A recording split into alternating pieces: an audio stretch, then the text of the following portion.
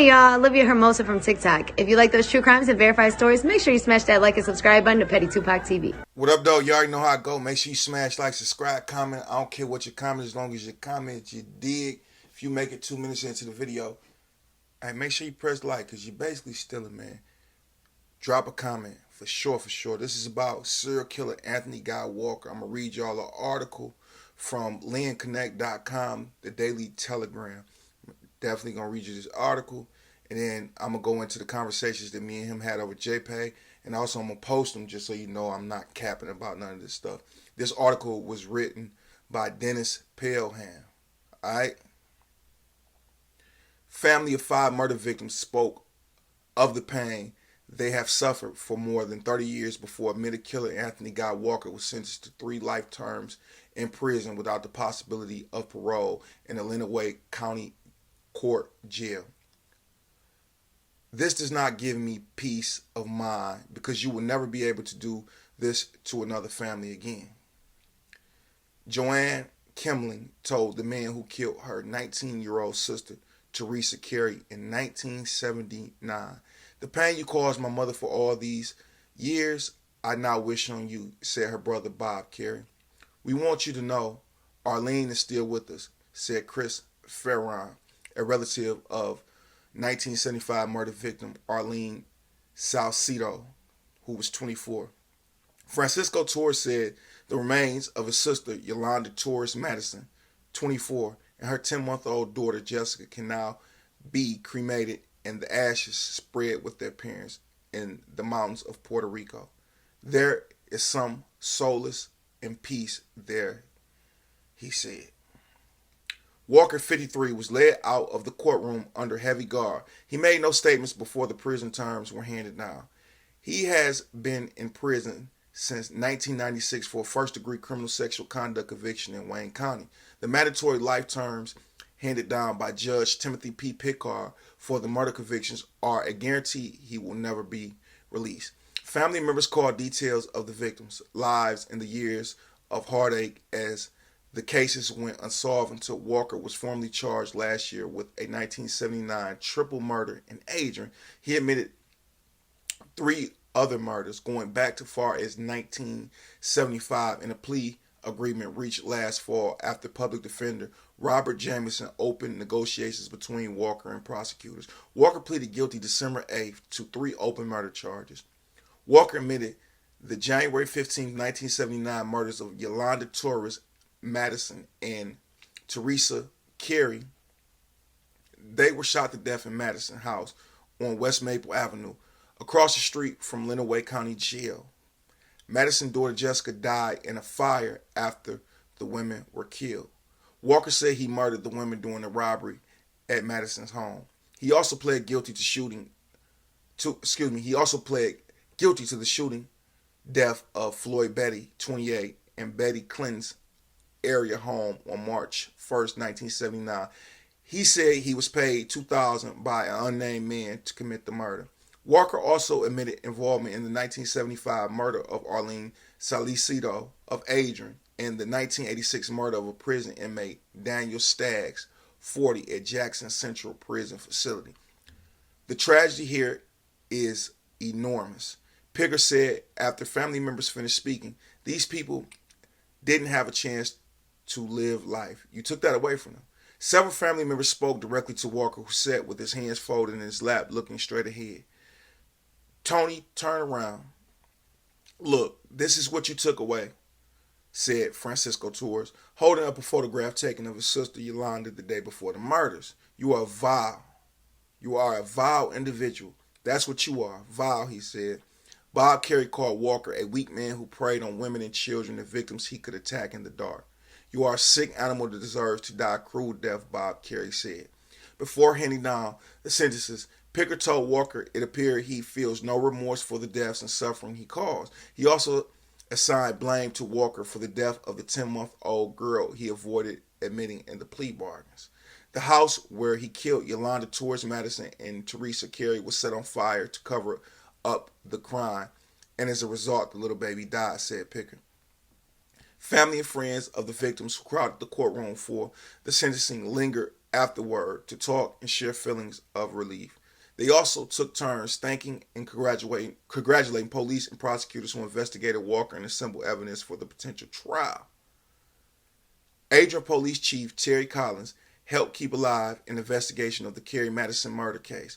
Adrian Detective Tim Junkins and Michigan State Police Detective John Figursky picked up the investigation and spent several years collecting evidence, often on their own time. Assistant Lenawee County Prosecutor Burke Cattlesbury worked closely with the detectives in developing a case for trial, along with prosecutors Jonathan Poore and Assistant Prosecutor Douglas Harton. Tito Torres, a brother of Yolanda Torres Madison, reminded Walker that he went to his home after her 1979 murder. He said he had a gun with him and intended to blow your head off, he said. You told me you didn't have anything to do with that, didn't you?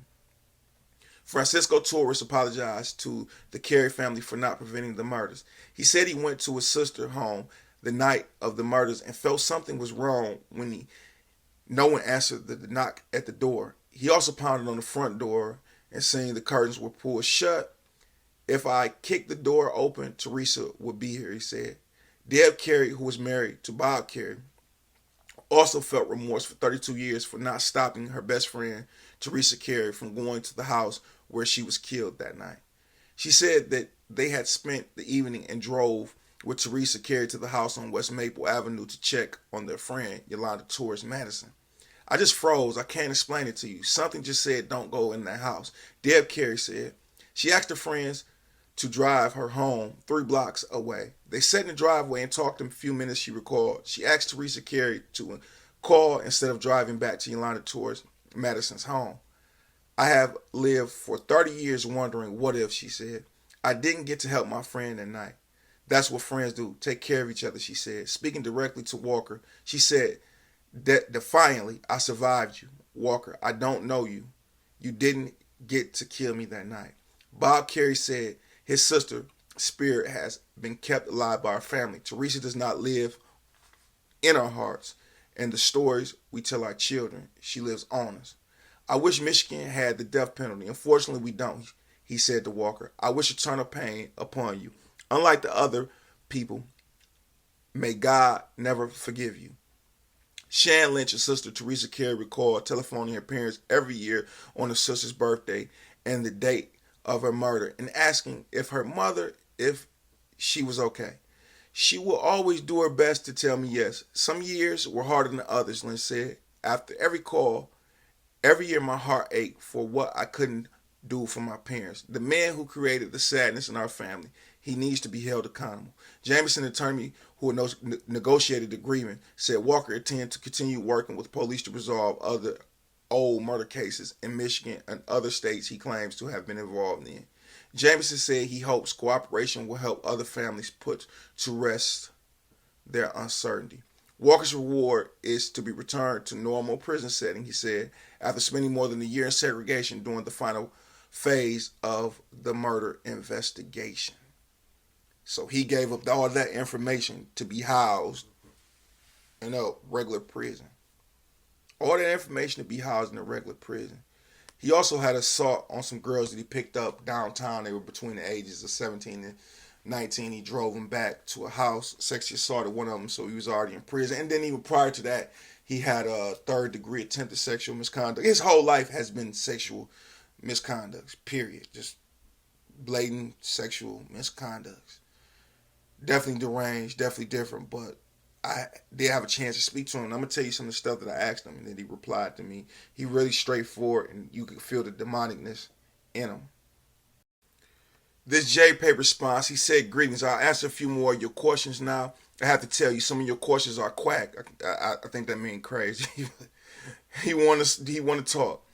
Yeah, I will leave that to you and assume you know what your people want. And I'm sure some of the Q&As you think you already know the answers to. Be aware of my aversion to the BS games also. Be aware that you have not done what I asked, but I'm still here for now.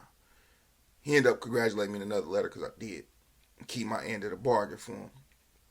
Do not forget to resend your last message. It's important to me to study the details We're going to start off at question 6 because I can't find one. For some reason, I can't find one. It's so buried somewhere. Let's go. Level 4, hell. I did level 5 from 2002 to 2014. The powers that be have me designated as a dangerous predator. They might change it when I'm old and feeble. However, I work out 7 days a week. Yeah, I'm already old, but I'm strong and quick, both body and mind, and I plan to be dangerous to my last breath. I'm an MR. This is where they dumped the worst. I asked him why he's still in the level 4, and he currently back in the level 5 for stabbing a young man who got tough with him. Question 7. The witness who claimed he seen me leave the house, he went in after me and torched the house. Yes, I robbed, raped, and killed 2 people in the house. The kid was in the crib. I took the money, the drugs, the weapons, and left. This was mostly work. The rat went in after me and torched the place on the way out. Look, torching a house to destroy evidence is a good move these days. But this was the 70s. Nobody knew about DNA, and the kid was too young to be a witness. Look, all my history, you'll find nothing about me harming kids. They just don't interest me. I get it, okay. Make a little sense. I'm just not too sure if he's not capable of it. Question 8.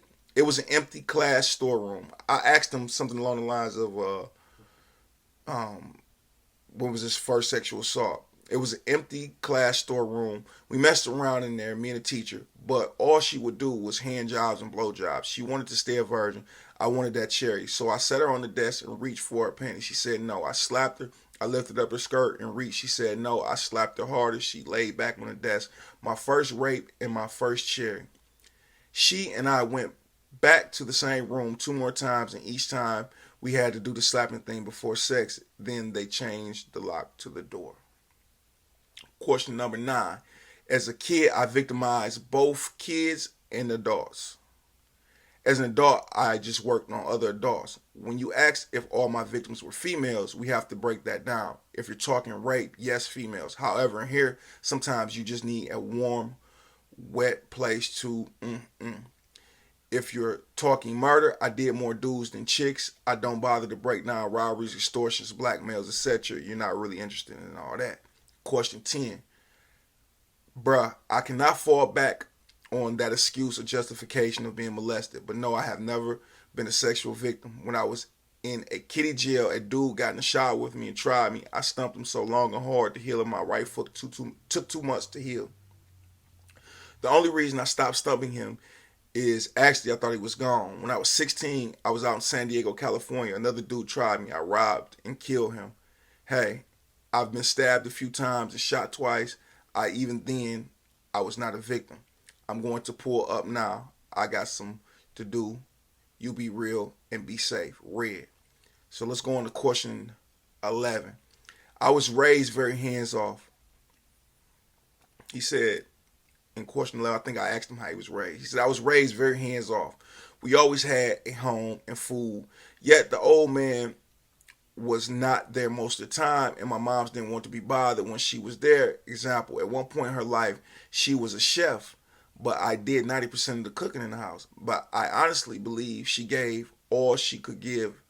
Mostly small town, however, from a very early age, I would wander off. I stayed in Detroit so much, dudes in the joint called me homeboy. They knew me from the city. It's where they start calling me Red and Murderer. I would just go when and where I felt like going. By the age of 17, I have traveled all over the country, some for pay, some for play, doing and learning. I went to school so little, it's surprised I can read and write. 12. I don't believe my poems to be all graphic. I have lived a rather graphic life, perhaps that it reflects in my prowess. I have shared very, very little. I wish I had someone to share with or give a kiss on a daily basis. I missed that whole part, but yeah. I wish I had somebody also to share my life with and give and take basis, and I don't mean that 50-50 bull. Anyone who thinks a relationship is going to be 50-50, they're just not very bright. Those are ones missing all the good while trying to keep track of 50-50 BS. He absolutely right about that. Question 13. No, I don't have a book. I have a manuscript. It's 9,942 single space type pages. The title is Pathology of Homicide, Pay or Play. I would read that.